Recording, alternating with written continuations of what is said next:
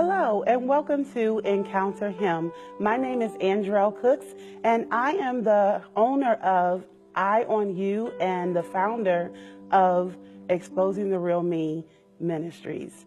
I just wanted to come and encourage your hearts today and just give you a little bit of my testimony and just encourage you to be empowered to go after your dreams a little harder in this year. In 2005, I found what I thought was a sty in my eye, and went to the doctor and found out that it was not a sty at all. After encountering that doctor, he sent me to another doctor, and that doctor still was unable to find out what was wrong with me.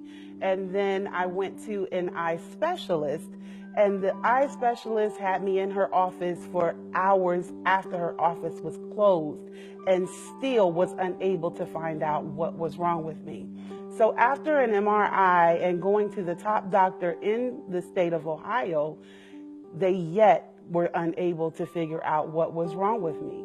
So I went to have a biopsy and was supposed to go home the same day, but I ended up in the hospital for 7 days with my eye cut open and still no answers. So after 7 days, a team of doctors came in and told me I had a sarcoma tumor behind my eye socket that was going into my brain, and they had no cure or any treatments for it. The only thing they could offer me is to try to get it out. I believed God and I wanted a second opinion. So I went to Cleveland Clinic, and Cleveland came up with the exact same answers. So back here in Columbus, they scheduled my surgery the day after I get back.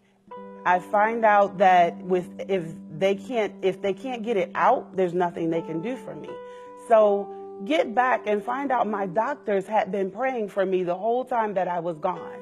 Well, I believed God all the way through that I would wake up and still have my eye. I stood on the word, I stood on the promises of God, and yet I woke up and I did not have my eye. So I asked God, what happened? Why would you allow this to happen to me? Because I'm a servant of yours and I'm doing what I am supposed to do, what you called me to do, and yet you have allowed this to happen to me. And I didn't really understand how a gracious God, a great God, would not heal my body. But one thing I did learn in that is that all things work together for the good to those who love God and who are called according to his promise, according to what he called you to do. So I said, God, if all things are working for my good, then how in the world does this work for my good? See, God never intended for us to live in a state of pain, but we need to figure out, how does our pain work for our gain? We have to stay in a place of believing God no matter what happens to us in life.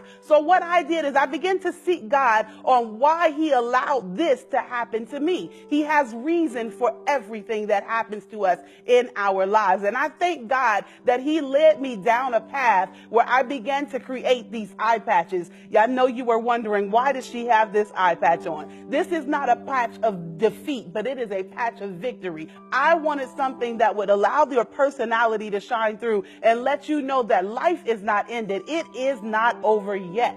So I thank God that whatever pain comes in your life, you have to discover what is the gain in this, because all things are working. That means the good things are working and the bad things are working, but they all must work out for your good. So I want you to stand on the promises this year and understand that no matter what you go through, God has a plan for even that. So after that, I began to do what's called Exposing the Real Me. And it teaches people about their identity, their true identity in Christ, because we go through life and people tell us who we are. Everything's good until we turn 5 years old. And then we go to school and somebody doesn't like our hair or somebody doesn't like the way we look. And then we begin to form our identities based on what the world says we are, based on what other people say that we are. And we forget to believe what God says that we are. He said that we have dominion, that we have power, and that we are like him. We are created in his image and in his likeness. So if that is the case, then that means my identity is limitless.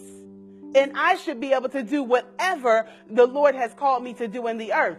So I thank the Lord that he began to reveal to me who I was, not in this world, but in him. And when I understand myself internally, first when I understand God, then I can really understand me and then live the abundant life that he called me to live. 1 Timothy 5:11. And it talks about the making a widow's list.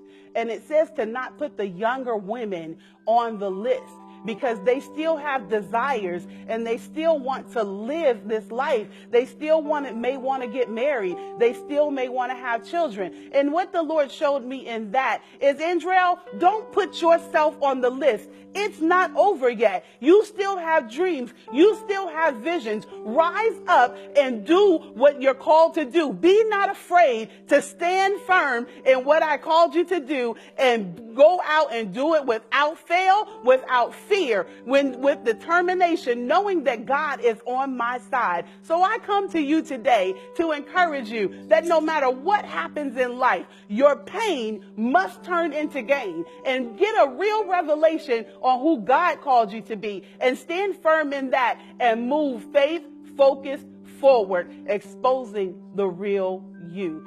This is Andrell Cooks, and I love you with everything in me. And I pray that you have the most successful year ever walking in purpose.